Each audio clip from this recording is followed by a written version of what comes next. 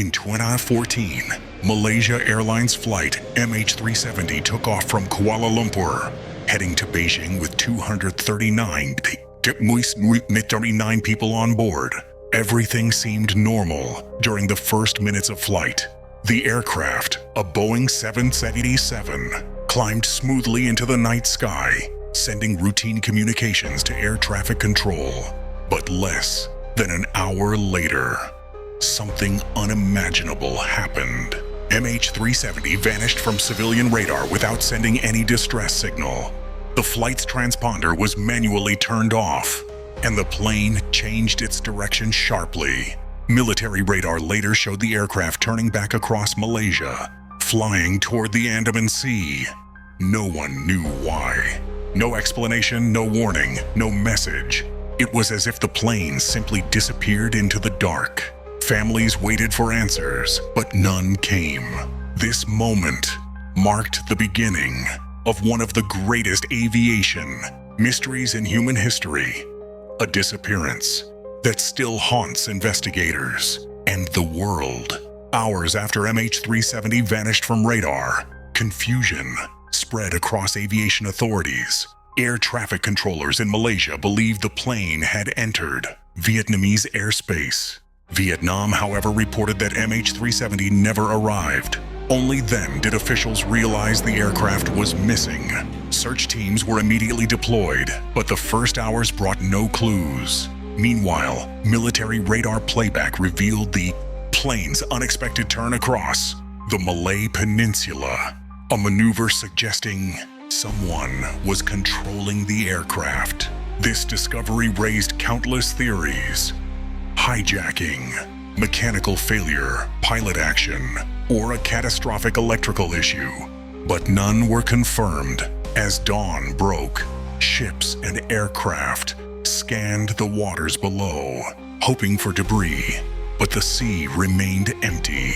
Every minute without answers deepened the mystery. The world watched in disbelief as one of the largest search operations in history began with no solid lead to follow. Only questions and uncertainty. As search teams widened their operations, new information complicated the investigation. Satellite data from Inmarsat revealed something unexpected. MH370 continued flying for nearly 7 hours after its last radar contact. This meant the aircraft traveled far beyond the originally searched area. Investigators identified two possible corridors, one heading north toward Central Asia and another heading south toward the Indian Ocean. The southern route soon became the primary focus, suggesting the plane might have flown into one of the most remote waters on Earth. Governments from more than a dozen countries joined the mission, pooling ships, aircraft, and technology. But despite the massive effort, no wreckage was found in the initial search zones.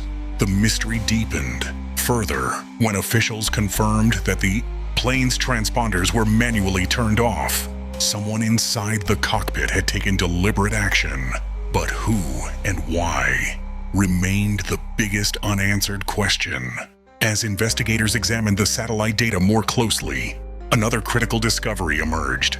The aircraft had followed a series of automated handshake signals with the satellite system.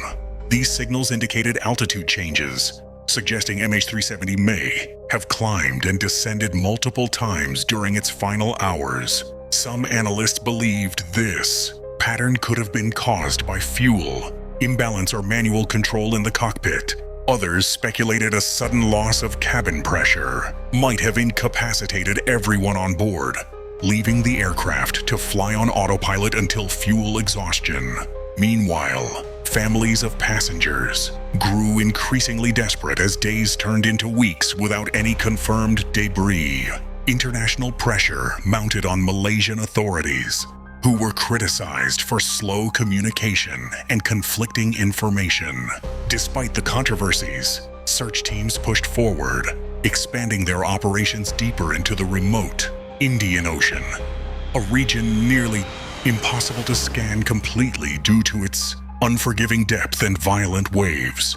As the search expanded, investigators began reconstructing the plane's final flight path using advanced drift analysis. Scientists studied how ocean currents in the Indian Ocean moved debris over months and even years. They simulated thousands of possible crash sites, narrowing down the most probable area to a remote region known as the Seventh Arc. This zone represented the final handshake between MH370 and the satellite system. However, reaching this area was incredibly difficult. The ocean floor here is uneven, mountainous, and deeper than most submarines can safely explore. Specialized underwater drones were sent, but visibility was extremely low.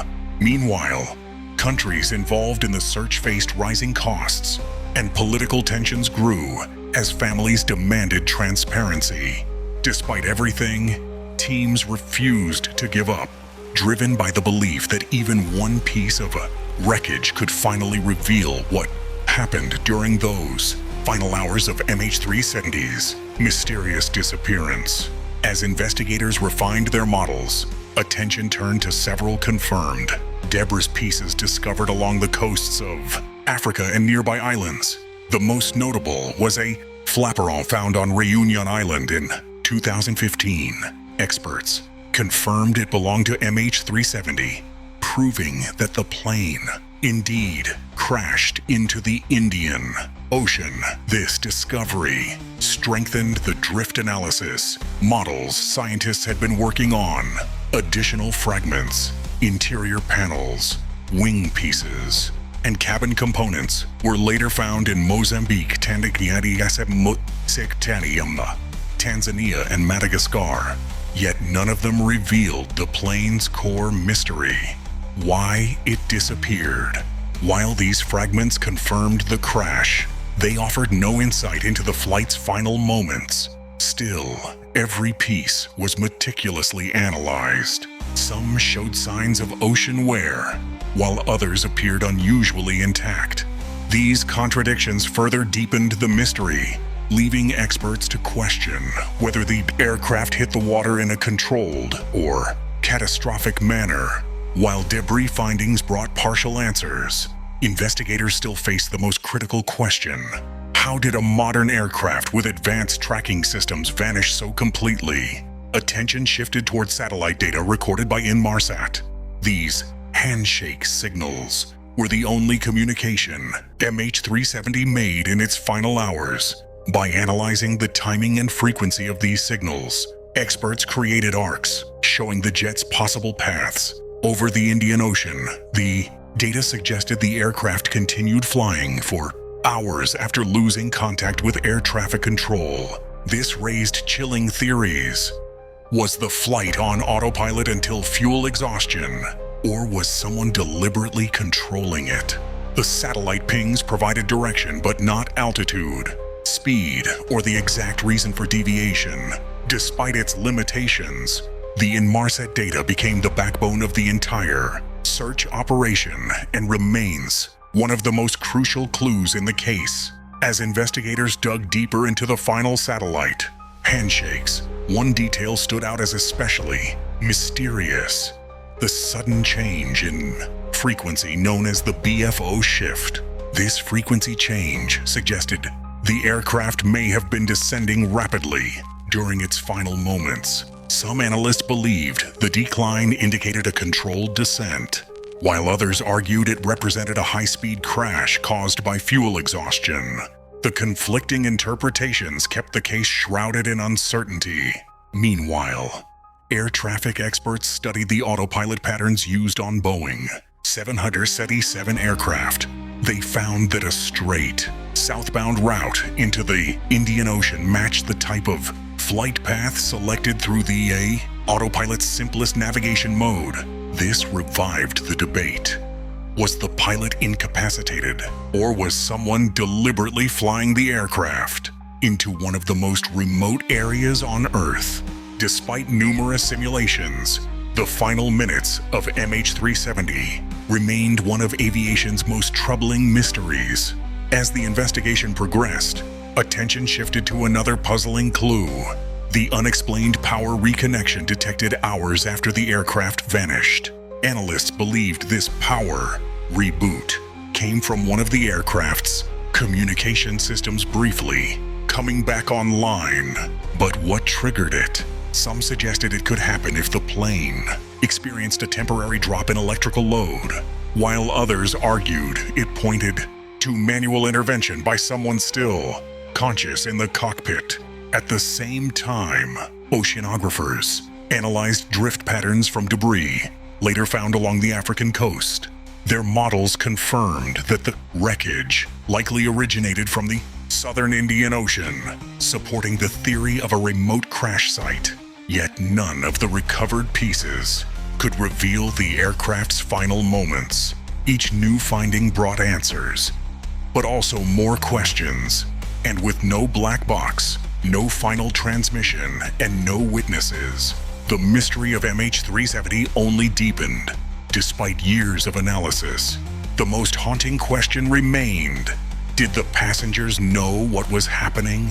Some experts believe the cabin likely depressurized early in the flight, causing passengers and crew to lose consciousness within minutes.